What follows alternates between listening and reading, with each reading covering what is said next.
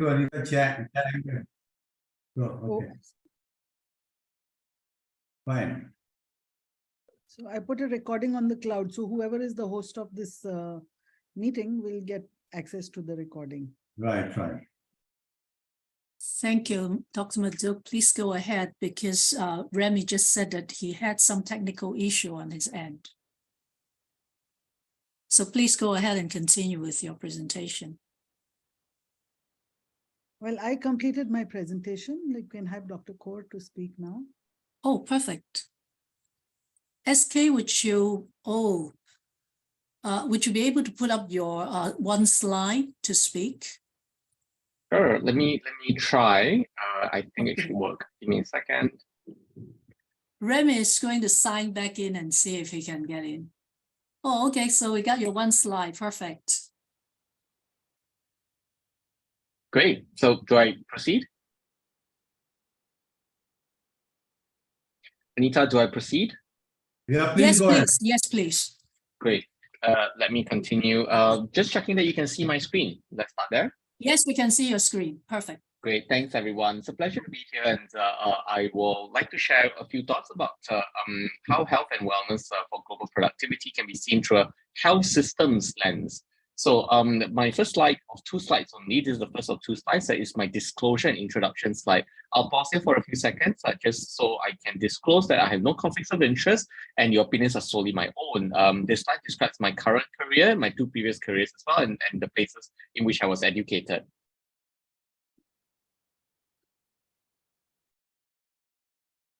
I'll be pausing here for about 30 seconds.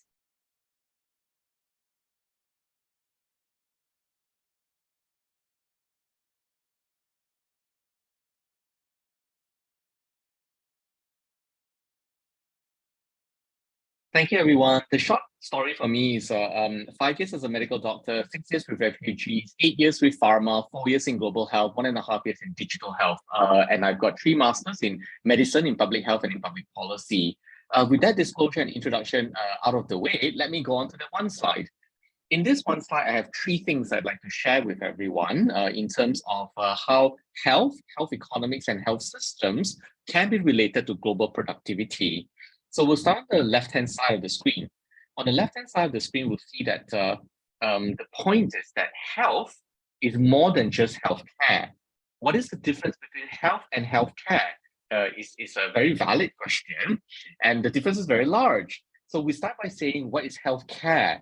Healthcare is small. An example of healthcare is a doctor delivering a surgery in a hospital. Another example of healthcare is a nurse delivering a vaccination in a clinic. That is healthcare. But when we talk about health, it is much bigger than healthcare.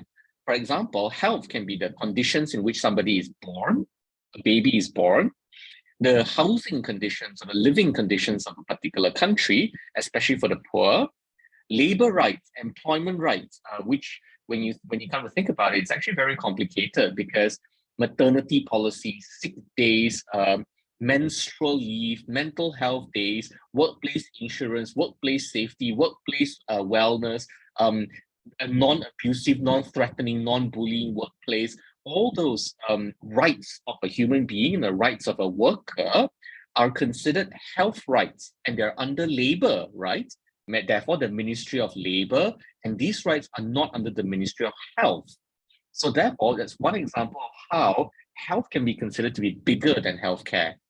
Another example of health is being so much bigger than healthcare is in education. We talk a lot about literacy, meaning during the COVID period, when the world struggled to vaccinate people because there was so much misinformation and disinformation about the COVID vaccine. And education, health literacy, providing ways for people to break out of poverty, all those things are considerations of health, not healthcare. To be clear, healthcare is hospitals and clinics, doctors and nurses, surgeries and medicines. But housing, labor, education, gender, maternity, social care, nutrition, clean water, all these things are considered health, but they are outside the purview of a traditional health ministry. Therefore, when we look at global productivity, we must understand that health is a lot bigger than healthcare. Now, all those things I've mentioned is has a term. The umbrella term is called the social determinants of health. The scientific determinants of health are things like biology, chemistry, biochemistry, pathology, physiology, all of which where I studied a long time ago, 20, 25 years ago. And then I moved on gradually away from the sciences towards the social sciences, studying public policy, law, economics, the legal determinants of health, because we understood in health among the scientists that the scientific determinants of health alone are not enough. We must also look at the social determinants of health. And therefore, the social determinants of health are political. Why? Because the conditions of birth, housing, labor, education, and so on that I've listed in the second bullet point over here, none of it is scientific, all of it is political. Therefore, if you want to have good productivity and you want to increase the productivity of a company, then we have to make good political choices.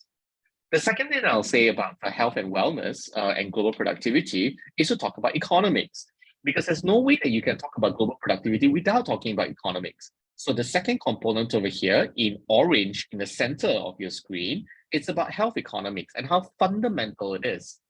So I'll begin with a fundamental and philosophical question of how do you measure health burdens? You can measure in two ways. The first way is clinical. You can measure health burden, like diabetes affects 20% of people in Malaysia, hypertension affects 40% of people in Malaysia, and so on. That's one way to measure disease burden.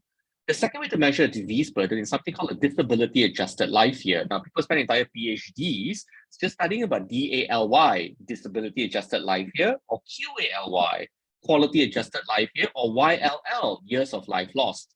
And these are clinical measures of the impact of a particular disease, like dementia causes X number of disability adjusted life years lost in a particular country in a given year. Diabetes costs Y number of dollars, for example, that is spent. And that's where I go to economic criteria, actually, to measure the burden of a disease. And when you look at economic criteria, you will look at dollar spent, purchasing efficiency, healthcare spending as a percentage of GDP. All these things are measures of how you estimate a disease burden. However, for productivity reasons, I like to introduce two terms to everyone. The first term is presenteeism, and the second term is absenteeism, meaning how many people, how many employees of a company are present, they come to work, even though they are sick, but they're not able to operate at the fullest potential. Why? Because they are sick. They have a headache, they have pains, they have chronic fatigue, or any other problem. Why do they come to work, if you might ask, if they are sick? And the answer is they may have run out of sick days. They may not have health insurance. If they don't come to work, then they don't get paid for the day, because half the world, 90% of the world are on day wages and not on salaries. So that's presenteeism.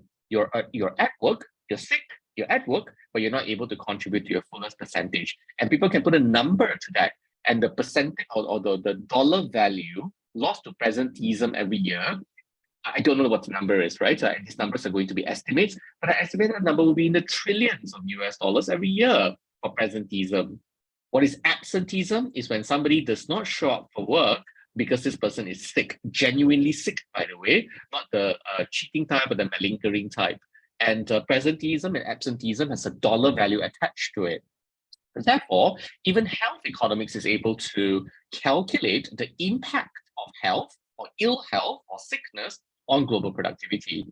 Finally, let me move on to talk about health systems. I think the previous speaker, Dr. Anita, has mentioned very, very well about how good health is good business.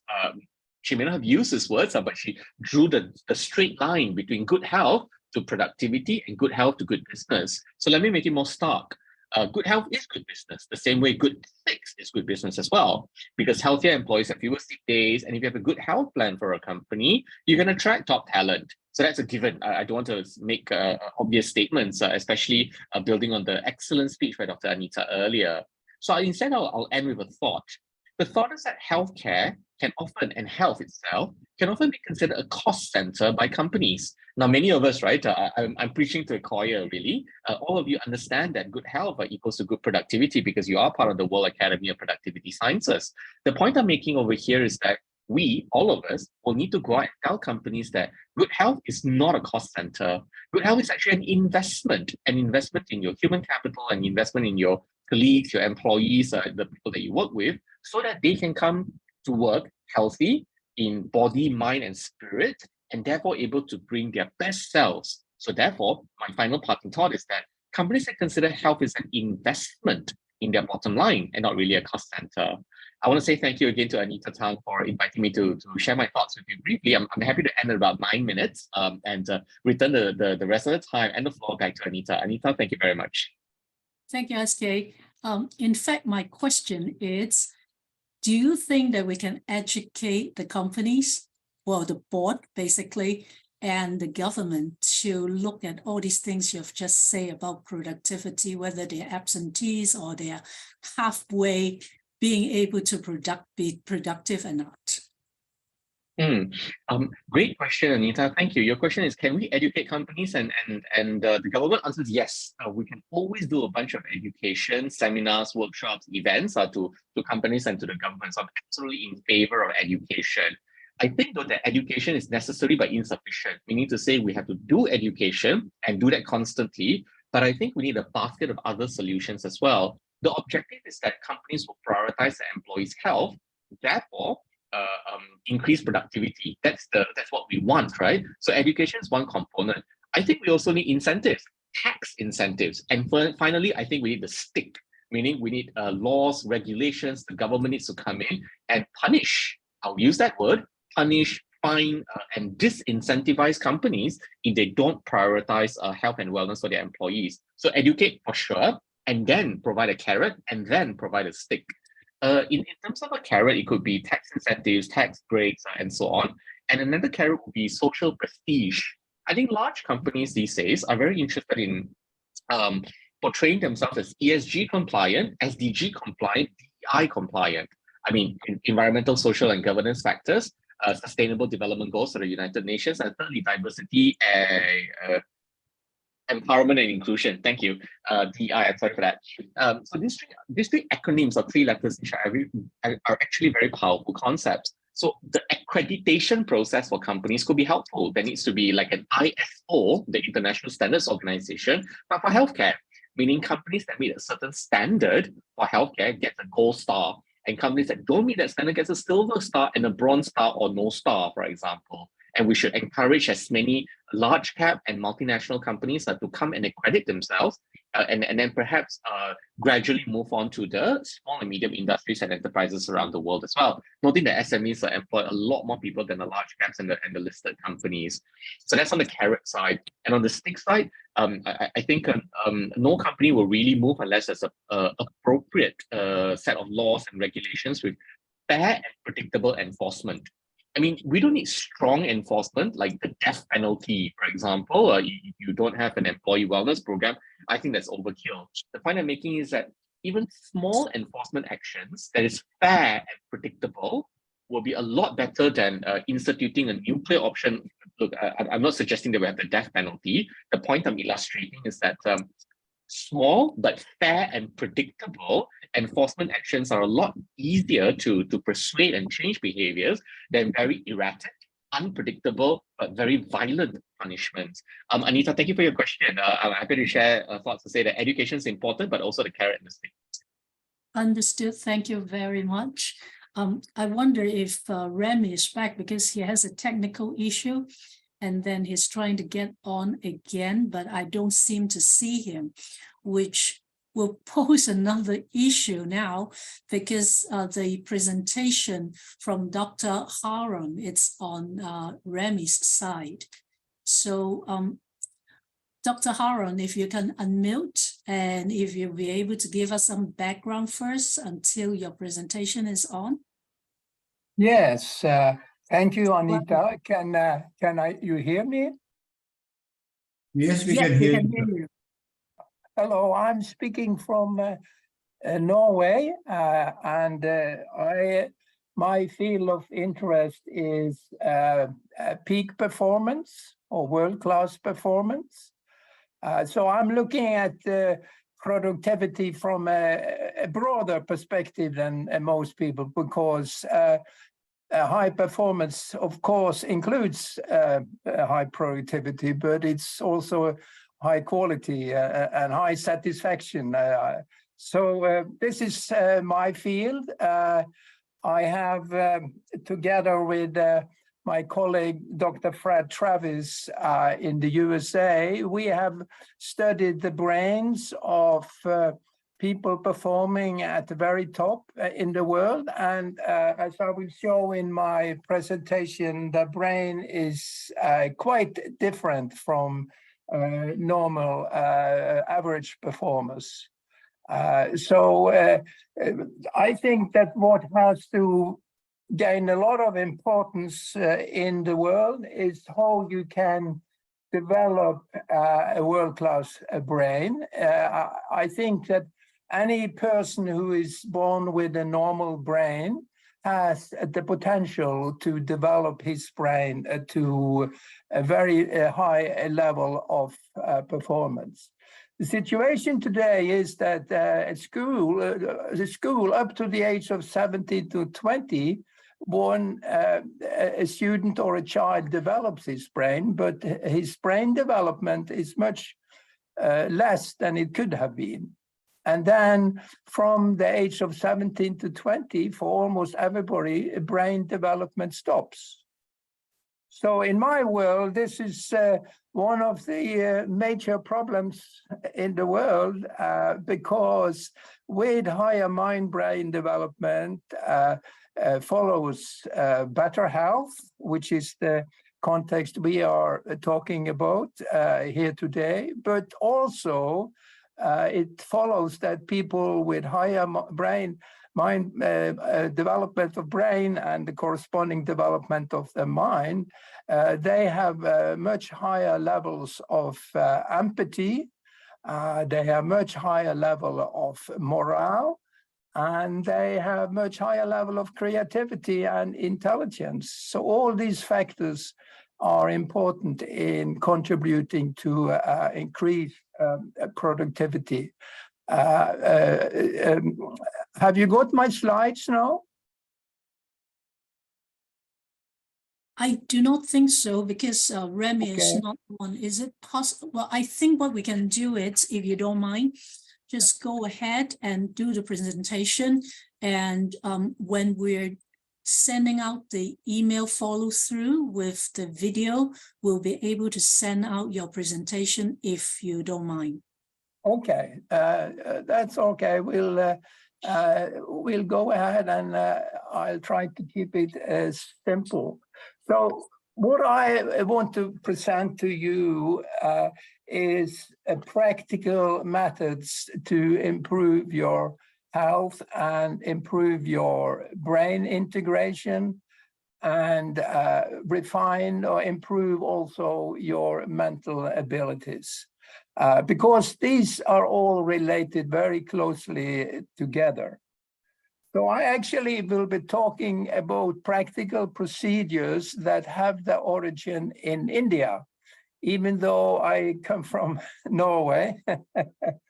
So I will be talking about Ayurveda, which is the oldest system of health in the world, coming from India. It means the science or the knowledge of life, and it is a knowledge which has been revitalized today in recent time by a person called Maharishi Mahesh Yogi from India.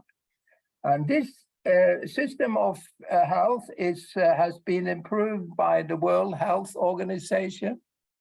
And in the USA, there is no master's program that allows people to specialize as doctors and nurses in this Ayurveda approach. So it's getting a lot of acceptance in the world. And the main focus of Ayurveda is a long-term prevention.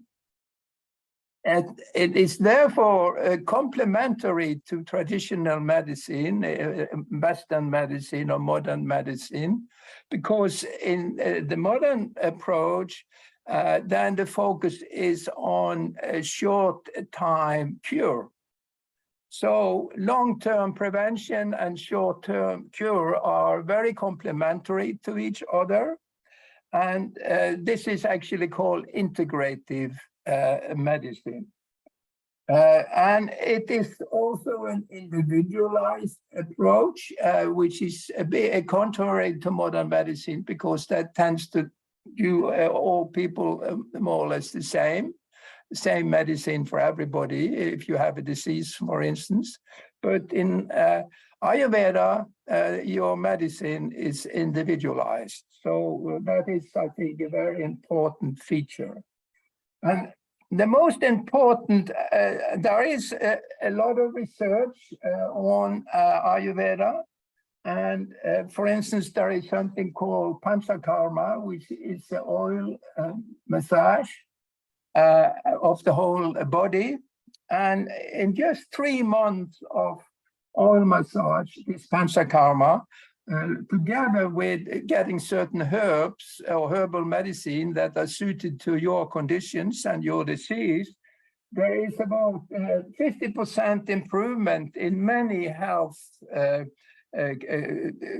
problems, like well-being, energy, strength, stamina, sleep, mental clarity, and youthfulness. So all this, of course, is very important for productivity. I think that's obvious. And so 50% improvement.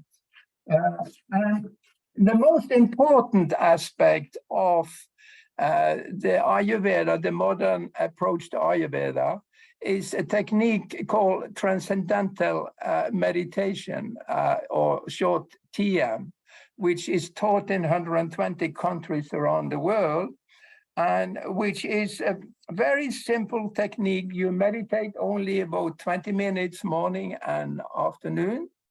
And there are many companies around the world, and there are also about 1,000 schools around the world where this technique is practiced as part of the daily routine. And there we find research showing that people who have been meditating for about 20 years, research from a health insurance company in the USA show that they have much less illness, about 60 to 70% less illness and hospital days and outpatient days than the non-meditating controls. So just this technique is very effective. Of course, there are many meditations offered today, and a comparative study at Stanford University in the USA found that this TM technique is about twice as effective as other meditations in reducing anxiety. And I think we have to agree that anxiety or stress is a very severe challenge for productivity, for increasing productivity. So this is research from a very simple technique that only takes about 20 minutes morning and evening, and we can do anywhere in your office or in the train or at home or in the airplane or whatever. It's very simple. Okay, so that was, do you have any questions so far before I go on? I don't have any question. Anybody have any questions? Sunil, do you have any? Not at this stage. I think we can have the discussions once he finishes. All right, very good. So what I want to move on to now is to talk briefly about our studies on world-class performers. We looked, this research was going on in Norway and a little bit in Sweden. And we looked at top-level managers. These had been managers for 18 years on average and were acknowledged as being good, solid managers. And we compared those two managers at, these were CEOs, and we compared them to managers at the lowest level, like a project manager or department manager. Then we looked at world-class athletes.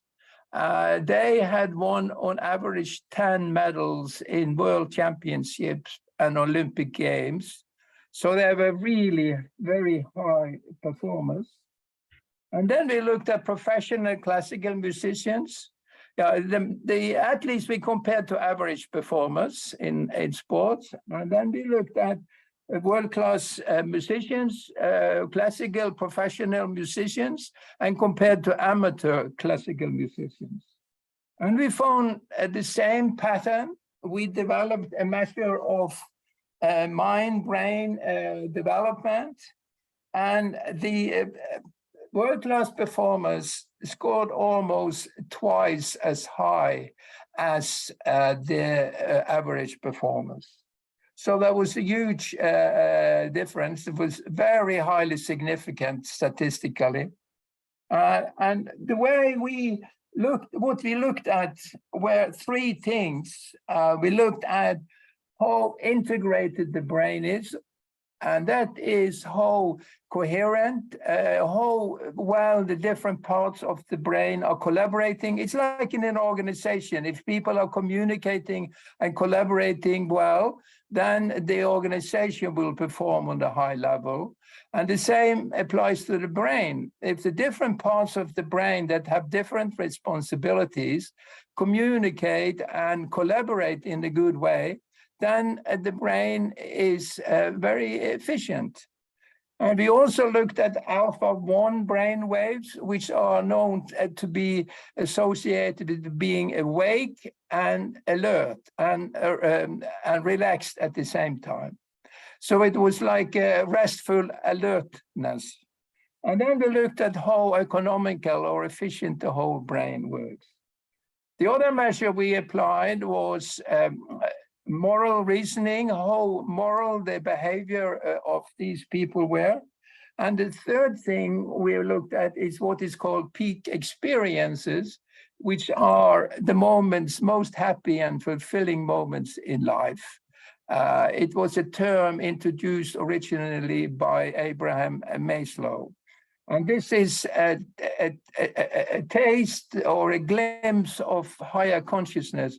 The thing is that we as humans today are actually on the average in the world on the rather early stage of development. There are tremendous range of development in man that only the world-class performers have strong glimpses of. So when we combine these three measures, we found that, as I said, the world-class performers scored almost twice as high as the controls, the average performers. So this seems to be a very reliable measure of your performance capacity in several different diverse fields of activity. And now going back to transcendental meditation again, we have studied people who have been meditating for many years. And it's interesting when we compare them to the average performers and peak performers in our study, because we found that people who had been meditating transcendental meditation for 24 years, they scored almost twice as high as the world-class performers on brain integration. So my conclusion therefore is that we know a lot about the features of people performing at a very high level, which of course will involve also being very productive. And we know quite a lot about the brain of these people, these high performers, and we now have practical methods to develop these features, and these practical measures we find in the ancient revitalization of the ancient Ayurveda tradition of India, and in particular, this simple mental technique called transcendental meditation.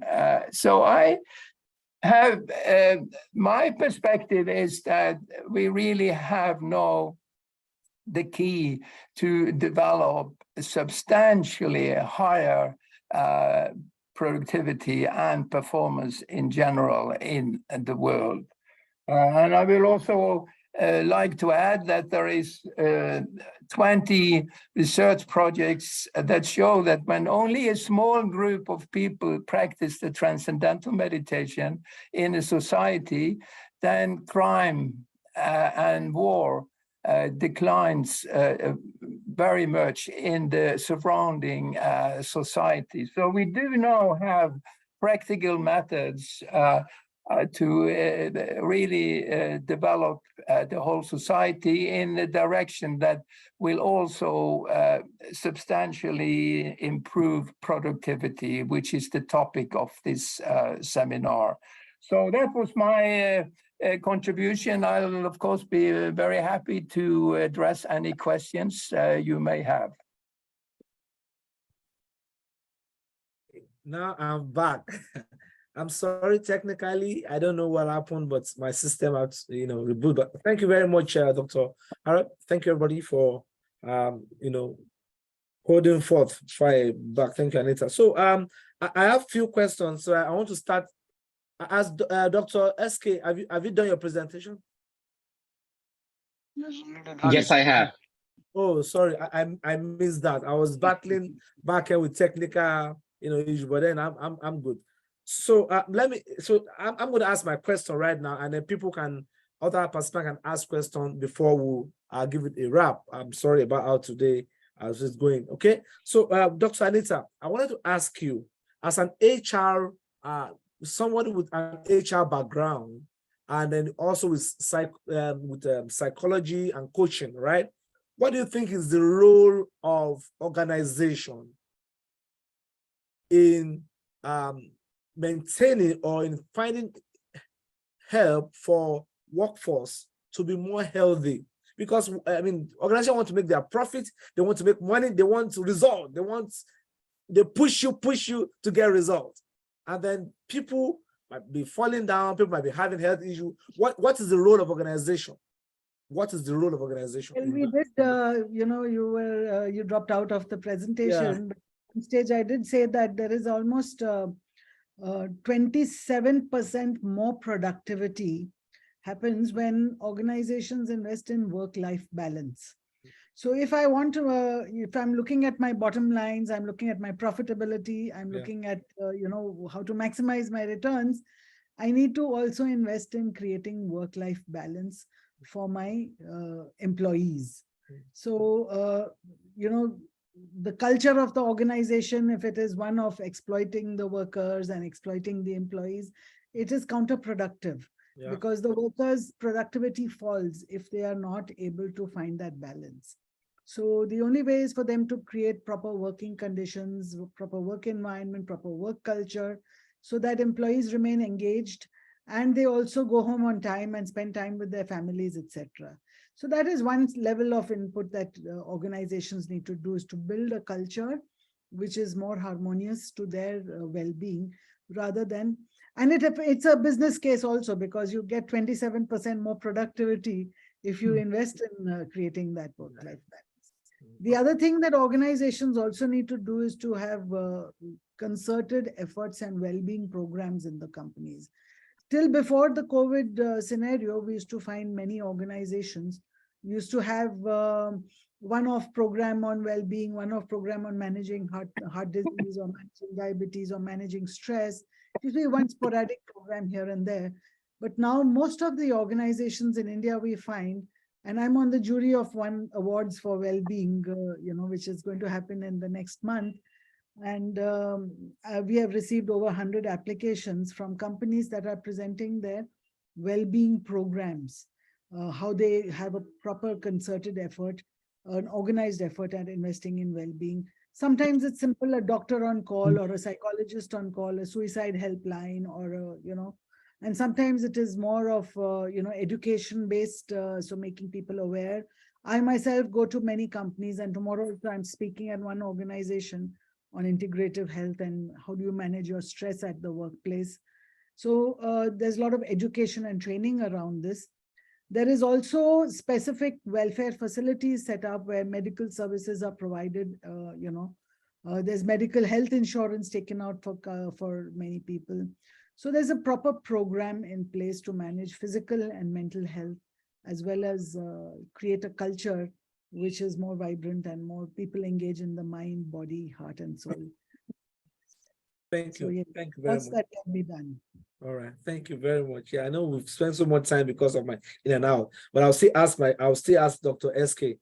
Dr. SK, looking at your profile in line with medicine in Malaysia, the physician, specialists in health system and all that, where is a place of medicine and wellness? You know, some people say if you take medicine, it also have side effects.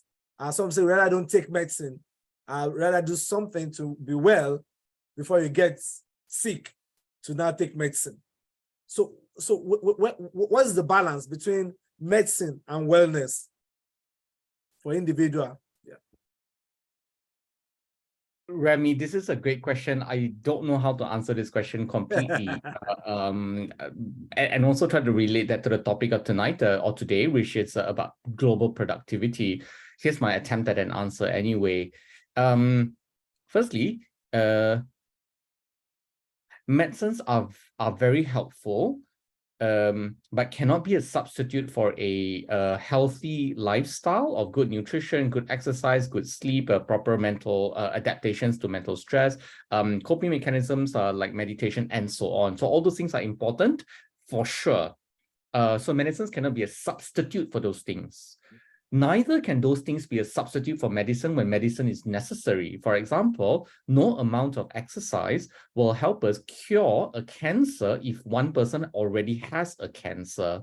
Therefore, this person requires surgery, maybe even a monoclonal antibody, targeted chemotherapy, for example, in order to cure this person from cancer. All of we should say is that the multiple modalities that have been discussed tonight, all of them are important, and all of them are important at different times for different people, for different reasons, and to be prescribed by different people as well.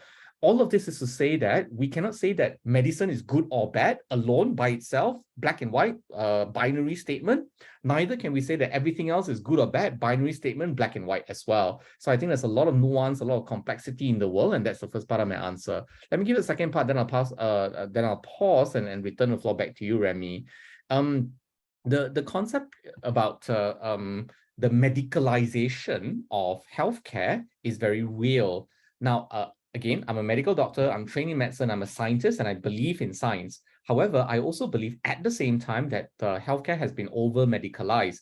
None of this is to say that don't take medicines when we need to, okay? However, if we can't also take medicines for everything, an example of over-medicalization could be in the field of mental health, where we treat mental health, anxiety, depression, just some general mental health disorders with a medicine, and doctors reach for a medicine, a pill, a drug too readily, for example, in mental health, when we should be treating the other conditions like how your social networks, do you have friends that you can rely on, that you've got a good social and emotional support network? Are you paid a living wage? Because no anti-anxiety medicine will be good enough if the person is not paid a living wage, forcing the person to live in a constant state of anxiety. All of which is to say that I think medicine is helpful, but we cannot over-medicalize healthcare. That's my short answer to this, Remy. Remy, back to you. Yeah, thank you. I mean, I agree with you. You get to your point that you need to take medicine, but I want to go to the angle of Dr. Herod now, which is the angle of the mind-brain. You call it the mind-brain development. I think going to yoga, having a meditation, and all those, spiritual regurgitation is what Dr. Erad is trying to push. So Dr. Erad, are you there? Can you hear me? Hi. Okay. Yes. I want to ask my question now, taking it from Dr. SK. Now, what does meditation really mean? How can you self-heal yourself through? Is there a process that somebody who doesn't know anything about meditation, who doesn't know anything about mind-brain? Is there a process for somebody who is just, coming in for an event today? What are the things that I need to do to be able to self-heal myself, just like Dr. Anita was saying the other time? I mean, in line with your own perspective and expertise. Yes, let me first of all say that I agree to the last speaker very much, that approach to health has to be integrative. It has to involve, for instance, getting enough sleep. That's a very important factor. Exercise, and also music. We found that music actually integrates the brain. That's a good thing, and having a social network, having friends, and a good nutrition, all these factors combined. And TM is one approach. It's a mental approach, and I also was talking about Ayurveda. This is a more physical approach with herbs and oil massage and daily routines and things like that. And it all works in synergy. And if anybody wants to learn or investigate the transcendental meditation technique, TM technique, so they should go to a website called tm.org. tm.org. It operates in 120 countries around the world, so I think most people will be successful. And to learn the technique, you go through a very simple course. It's about 7 steps where you learn the technique, and then you're giving knowledge of how to practice it. As I said, it's a very, very simple technique. It's you can learn it as early as 3 years old. And there is no upper limit. And this is very important because there are many meditation techniques on the market, but I think many of them are more difficult, more intellectual. This TM technique is very simple. And talking about people with social problems, there have been several research projects showing it's effective against PTSD and ADHD, for instance, and people, criminals, and anybody can learn this technique. So there has been research showing that recidivism in prisoners, when they learn TM, is reduced dramatically. So it is a technique for everybody, and it's very, very simple. Yes. We are going to go ahead to check that after leaving here, to check the website. Thank you very much. Thank you. All right. I want to open the floor for in a few minutes for anyone who have contribution or question, so that we can wrap up. And any contribution will be 1 minute. 1 minute contribution, right? Just 1 minute. All right. Thank you. Go ahead. Go ahead, sir. Right. Go ahead. Yes. Go ahead. Question or My name is.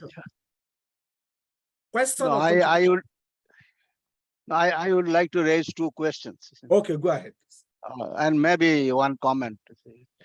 First of all, it was a very interesting presentation, listening to 2 medical doctors and also our own Anita Modak, whom I used to know as an HR professional. Now, today, I also know that she is also involved in interactive healthcare management. It's a very interesting presentation.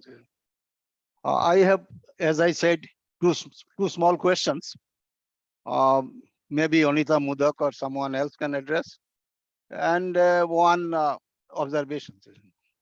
Normally, whenever we discuss, because I am a technical person and then turned into management.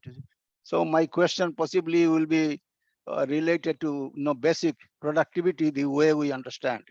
Whenever we discuss productivity, we understand it is whether it's a business organizations or nations or countries productivity. We understand it as a total factor productivity, which combines 3 factors. One is the labor productivity, machine productivity, and capital productivity, or 3M, man, machine, and money. Now we are discussing in today's context the only labor productivity or human elements of the productivity. Now, in terms of labor, we have three types of labor inputs in the organization or in the business or in the industry, whatever you would like to call it. We call blue collar labor, then white collar laborers like us, and then red collar laborers, which are government employees. You see, as per our understanding, the contribution of these three categories are different in terms of, even if we only focus on labor productivity or human productivity in the organization or in country or in business. Now, in the context, now we are discussing, and this is a serious discussions. We are regularly attending conferences, discussing and writing papers on that. 1 more minute. Okay, 1 minute. Yeah. 1 minute. I will not extend more than maybe half minute. The emergence of artificial intelligence, machine learning, and robotics, and all kinds of things, industry 4.0 related technologies, you see, which are likely to replace human beings. This is largely replace the middle level and the lower level. In that context, what will be the input of the health in terms of health or nutrition in terms of improving the overall productivity of a business? That's my one question. The second question, particularly to Anita Mudak, she mentioned interestingly two things. She said that primary food and secondary food. I would like to know if there is any study, what is the contribution of primary food and the secondary food in terms of the human, the health. You see. These are the two questions. So, and later on, if the time permits, then I will give some observations or comments. Thank you. Anita, I want Dr. Anita. Only one comment that I would like to make. It was interesting hearing Harun from Norway talking about transcendental meditation. The transcendental meditation, but that also an Ayurveda from a person from Norway. But it is very interesting for us because we are from India. Now, I would like to mention that in 1980s or 1990s, Mohesh Yogi introduced transcendental meditation in India. Wow. And we all have undergone that program of 20 minutes every day in our businesses. So possibly we have some other observations about it. Maybe another time I'm going to do full meditation and productivity in another session, but not today. Not today. All right. So, thank you very much, sir. Thank you, sir. Dr. Anita, 1 minute to take the second question, and then Dr. SK, look at the first question: AI, the place of AI and health in this our new world now. And Dr. Anita, talking about the two levels we talked about. Can you just speak 1 more minute, please? I'm checking my time so we can wrap. You spoke about primary food, and primary food being your relationships with family, your social circle, the amount of exercise that you do, physical movement, the spiritual practice that you have, a connection with a larger purpose in life. Do you have a job or a career that you find fulfilling? These are all what we call primary foods. And there are many researchers, many researchers. I can cite the research of Dan Buettner, who has written a wonderful book called The Blue Zones. And he has identified, areas in the globe, all over the globe. He was a National Geographic scholar and a fellow of the National Geographic Society. He identified many zones in the world where people have healthy and very long lives. They typically live beyond 100, average age is very high. The life expectancy is extremely high. And then he looked at what are the causes and the reasons for these. It was a longitudinal study spread over several 30, 40 years. And he found that it was primarily social activities. These were not people who had and it was also a healthy diet, of course. But the primary reason was the social life of the person. As grandparents, how they are respected and not neglected. As social, they hang out with their friends. every evening after dinner. So he found a lot of social linkages with which was linked to longevity in the Awesome. research that he did. Thank So I you. hope, Dr. Baisya, this answers your question. This was one research, but there are many. Don't worry. many. You're gonna write a book. What is the relationship between longevity and productivity? We- A man we can can't- we live cannot 100 take- years, We can't but he take may all be the questions. productive for only 30 years. Oh, no, but all these people who are beyond 100 also continue their work. They are shepherds in the farm and they take their sheep out onto the mountains. Yeah. They continue active, Yeah. active life. People, they too. can give ideas, they can give advices, they can give their intellect. Even as long as they are still alive, their brain is still working. Thank you very much. Thank you, Dr. Anita. All right, Dr. SK. AI, the new reality and health. How do you just oppose that? In 1 minute, please. Remy, thank you. Again, the connection between artificial intelligence and productivity and health is not immediately clear to me. However, what I might say is that AI can increase the productivity of healthcare workers as opposed to the productivity of the whole world or in different non-healthcare industries. Yeah. There are different ways in which AI can increase the productivity of healthcare workers. A few quick examples. The first one being, doctors will find it easier to diagnose a condition and or to validate their initial diagnosis. This is one. Number two, it is possible to use artificial intelligence on large data sets in order to look for what we call precision public health, or to look for insights within large data sets that can tell us, is a pandemic coming? Is a pandemic evolving one way or the other? Or how should we allocate our resources from diabetes or hypertension or heart disease or cancers, for example? That's the second way in which artificial intelligence can help in healthcare, increasing the productivity. And the third and final example is to use artificial intelligence to look at still images. So AI is good at looking at three things. The first one is text. Number two, images, still images. And number three, moving images or videos in this case. AI is not so good at videos at the moment, but AI is very good at text and very good at images. And there is already a very substantive use of artificial intelligence to look at how CT scans, MRI scans, PET scans, and X-rays can actually be read, not by a human being, but by an artificial intelligence machine or a software or a tool. With that in mind, Remy, those are my short answers to your question of how AI can increase the productivity of healthcare workers. Back to you, Remy. Thank you. Thank you very much.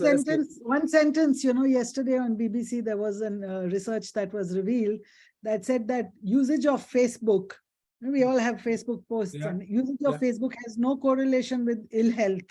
There's the people suspect that, because you do too much Facebooking, you might be having bad health, but they found no evidence in the study that there was no correlation between your social media usage and your health issues. I just thought it was an interesting trivia for you. Can I add a thought? Can I add a thought? Okay, one second, sir. 1 second. Okay, 30 seconds. Go ahead, sir. It's just, I think that artificial intelligence will mean that we will be working less and less, and therefore have more and more time to enjoy life and be with friends, be social, exercise, meditate, listen to music. I think I think the world is changing for the very much better, and I think artificial intelligence will be one of the important ingredients in improving our quality of life. Thank you. Awesome.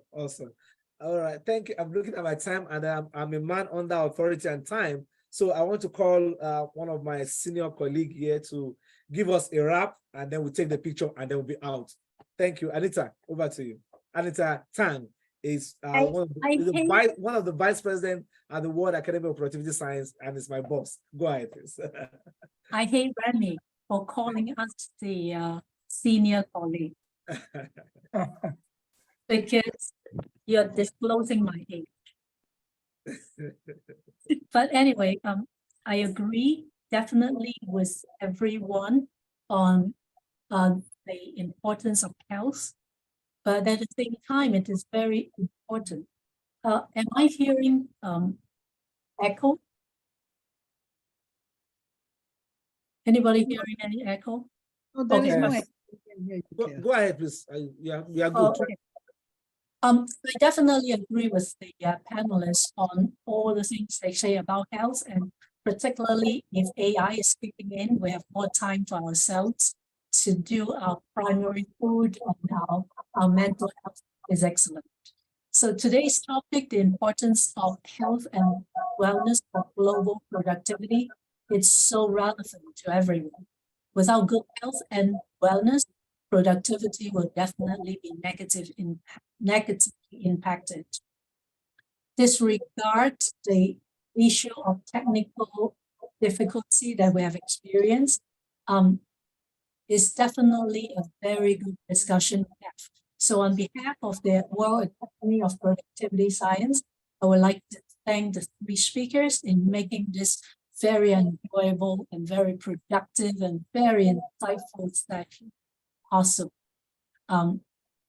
Harold, thank you. Anita, thank you. And SK, thank you very much. And of course, also big thank you for all those who participated in this particular session by taking out time from your very valuable time of the day, whether it's in the morning or afternoon or evening. We'll definitely email you the link for the recorded session. So if you believe that anyone in your contact that is interested in this particular topic and will get some benefit from reading or listening to the session, please do send them the link. Following through with today's discussion, the next topic for our discussion is mental health, which again is very important in my opinion, especially after the pandemic, that I at times feel that I'm mentally, well, negatively impacted in some sense. So I would love to hear what the next event, the specialist will tell us all about. And if anybody who is a special or an expert in mental health, please get connected with the team so that we can determine how we can put your expertise, to bring it to bear in our next event. So for now, it's a wrap. And the team is looking forward to seeing you again in our next event in a few months. Thank you. Stay tuned. Anita.